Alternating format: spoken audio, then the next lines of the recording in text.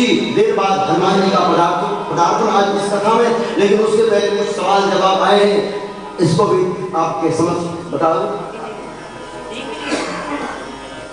हाँ, सवाल ये है, किसी ने कहा कि महाराज जनक ने सभी राजाओं को आमंत्रण दिया है विवाह में, लेकिन दशरथ जी को क्यों नहीं दिया? ध्यान से सुने इसका जवाब। पहली बात तो आपको रामायण के अनुसार बता दूं, अगर आप रामायण पढ़े हैं तो एक बात ध्यान से पढ़ना कि महाराज जनक ने प्रचार किया था, किसी को आमंत्रण कार्ड नहीं भेजा था। जिस तरह कथा में अनाउंस होता है वैसे अनाउंस हुआ, और जहां भी कहीं वीर की परिभाषा बताई जाती है तो वहां प्रचार किया जाता है, न्योता नहीं किया जाता है। और विश्वामित्र ही एक ऐसे व्यक्ति थे, क्योंकि महात्मा है, उनको आमंत्रण दिया, व्यक्ति को भेजा गया बुला के लाओ, बाकी किसी को बुलाया नहीं गया था। लेकिन ये तो तुलसीकृत रामायण की बात है। और दूसरे रामायण के अनुसार महाराज जनक ने सबको बुलाया, लेकिन दशरथ जी को नहीं बुलाया। कारण एक दिन महाराज जनक अपने किला के ऊपर मंथन कर रहे थे, बरस वाला नहीं, दातुन जिसको कहते हैं, लकड़ी पर ऊपर कर रहे थे। तो महाराज जनक ने नीचे क्या देखा, एक व्यक्ति सफेद कुर्ता धोती पहनकर आ रहा था, बारिश का था समय, और सामने थी कीचड़, कीचड़ में एक गाय मां फंस गई और चिल्ला रही है बचाओ बचाओ। लेकिन वह व्यक्ति जो सफेद कपड़ा पहनकर आ रहा था, उसे भी उस गड्ढा पार करना था।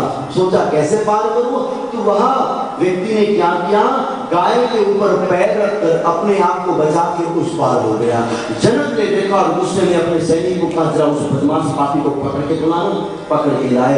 जनक ने कहा दुष्ट कहीं का, पापी कहीं का, तुझे इतनी भी तमीज नहीं, अपने कपड़े को बचाने के लिए तू गाय माता के ऊपर पैर रख लिया? कहां से आया, किस नजरी से तू है? बोले मैं अयोध्या का हूं। यह बात सुनते जनक ने सोचा सीता विवाह के ऊपर कि वहां के लोग ऐसे होते हैं जो गऊ के ऊपर पैर रखकर अपने आप को बचाते, कहीं मेरी बेटी को भी ऐसा दुल्हा मिल जाए कि मेरी बेटी के ऊपर पैर रखकर अपना जीवन संवारे। ऐसा दुल्हा मुझे नहीं चाहिए, ऐसे शहर के लोग भी मुझे नहीं चाहिए। इसलिए दशरथ के यहाँ निमंत्रण कार्ड नहीं भेजा गया। पहला सवाल। और दूसरा सवाल ये है कि राम जी की बहन कौन? तो राम जी के कोई भी बहन नहीं थी, लेकिन जब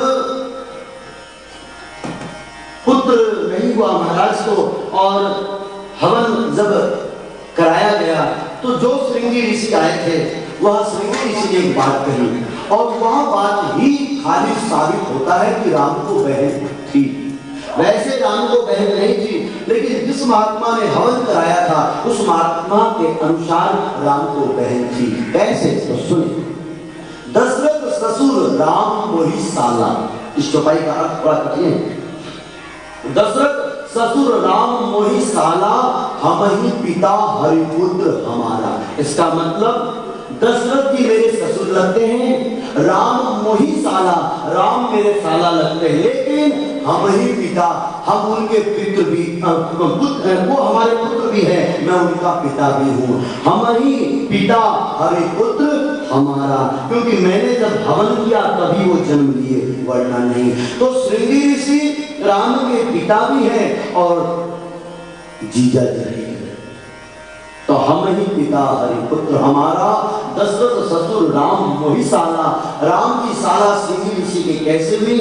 कहते हैं शास्त्र में जब तक कन्यादान नहीं करोगे उसका उद्धार नहीं होगा। तो दशरथ जी के एक मित्र थे और उस मित्र का नाम है रोमपाल। उनकी पुत्री को धर्म पुत्री बनाकर उनका कन्यादान किए। रिश्ते में धर्म बहन राम की शांता है और असली बहन नहीं है। ये दूसरा सवाल। और 2 मिनट कीर्तन के लिए लंबा चक्कर पढ़ना पड़ेगा कि भजलो राम राम राम। मौका मिला है।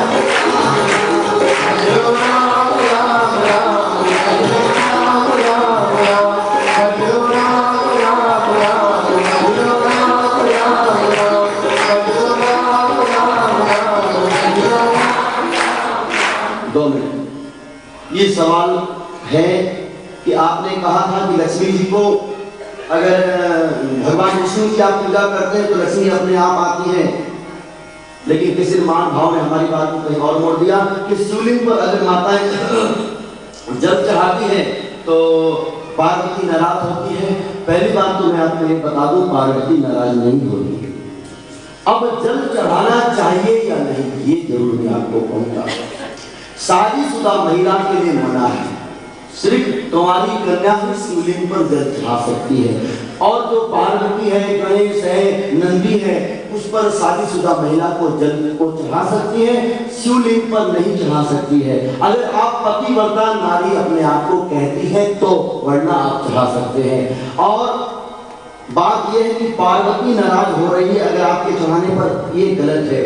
जल चढ़ाने में हमारा सतीत्व जो है वो गलत दृष्टि में चला जाता है, इसलिए मनाही है। इसलिए नहीं कि पार्वती नाराज होती है, क्योंकि ब्रह्मा ने आपसे बात किया था कि शिवलिंग पर जल चढ़ा सकते हो, पूजा कर सकते हो। इस दृष्टि से सोचो तो जल भी चढ़ा सकते हो, पूजा भी। लेकिन हम सती धर्म का पालन करते हैं तो आप जल नहीं चढ़ा सकते। और सती धर्म का पालन का 4 मार्ग है, चारों मार्ग का अगर आप बराबर ध्यान रखते हैं तो जल नहीं चढ़ा सकते, वरना चढ़ा सकते हैं। चारों मार्ग क्या है? सपने हुमान पुरुष जगनाई, सपने में दूसरे गैर पुरुष को अगर आपने नहीं देखा है तो जल मत चढ़ाना, अगर देखा है तो जल जरूर चढ़ाना। ओम नमः पार्वती पते हर हर महादेव। तो ये दूसरा सवाल, और ये सवाल नहीं है, ये है कि एक भजन सुनाना है। तो भजन सुनाने का तो टाइम कम है, फिर भी मैं सुनाऊंगा, लेकिन आपका लिखा हुआ भजन नहीं। मैं अंबाला कैंट में चाहता हूँ जितना भी भजन सुनाऊं सब नया हो। पुराना भजन उड़े तो मैं दिल बहारों से बहारों का भरोसा क्या, ये सबको पता है। मैं जो सुनाना चाहता हूँ वो कभी किसी ने नहीं सुना, और सुना हो तो बताना। अब तक जितना भी मैंने भजन गाया किसी ने नहीं सुना होगा, और आज भी जो गाऊंगा कोई नहीं सुना होगा वो भजन। लेकिन उससे पहले 3 सवाल मैं पुनः करना चाहूंगा। पहला सवाल, हनुमान जी के सभी भाई का मतलब है मां अंजनी के कोख से कितने भाई जन्मे, ये सवाल आपको देना है जवाब।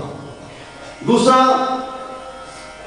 हनुमान जी के पिताजी पवन देव है, ये सबको पता है, लेकिन पवन 49 प्रकार के होते हैं। 49 बाप किसी का नहीं होता, बाप एक होता है। उनमें से एक कौन सा है, नाम क्या है? वैसे तो मैं आपसे नंबर भी पूछ सकता हूँ, और नंबर नहीं पूछूंगा, नाम पूछूंगा। नाम बताओ तो नंबर अपने आप क्लियर हो जाएगा। तीसरा सवाल, इस सवाल को ध्यान से सुनना, वरना बात समझ में नहीं आएगी।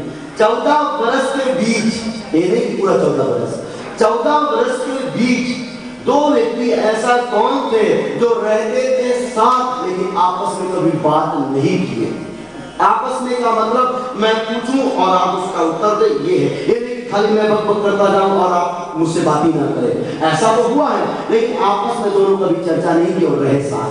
तो ये तीनों सवाल का जवाब, वैसे तो आज तक का टाइम था, लेकिन जब मुझे ये पता चला कि हमारे रवि जी ने टीवी दिया है और अनिल गुप्ता ने फ्रिज दिया है और हमारे रामकथा समिति वालों ने क्या दिया, मिक्सर जूसर है, तो ये दिए हैं। तो इसलिए आप लोगों को कल तक का टाइम और दिया जाएगा, वो भी सिर्फ 5 बजे, क्योंकि 5 बजे के बाद किसी खोली नहीं जाएगी। तो कल तक का टाइम और है। आप संतों से पूछो, गुरुओं से पूछो, अपने पंडितों से पूछो, खुद भी ढूंढो, सीरियल भी देखो, देखिए आप कितने, ये नहीं बोलूंगा, मेरी हिम्मत नहीं। हाँ, चौथे रहे, जितना भी सही चिट्ठी आएगा उसे भी इनाम दिया जाएगा हमारे समिति की ओर से। लेकिन एक बात मैं कल वाला वापस लेता हूँ। वैसे मैंने नहीं कहा था हमारे विनोद जी नाम प्रदीप जी ने कहा था, मैंने नहीं कहा क्या कि बापूजी के शिष्य भी दे सकते हैं। मैं अपने शिष्य को इस प्रतियोगिता से हटाना चाहता हूँ, इसलिए बुरा मत मानो, क्योंकि आप लोग मेरी कथा सुने और जवाब दे दो। आप लोग अलग हो जाओ, खाली अंबाला कैंट वालों को इनाम देने दो। आप सभी शिष्यों से मेरा प्रार्थना है। तो ये, हाँ, ये रामकथा समिति दे सकता है जवाब, क्योंकि इन्होंने कथा नहीं सुनी है, इसलिए ये और आप सही सलामत जवाब दे। तो अब भजन आप सब मिलकर गाएंगे, उसके बाद कथा अभी आगे बढ़ेगी। अभी 5:15 बजा है। आज वाली तो भजन है मुझे याद नहीं, इसलिए मुझे देख कर गाना है।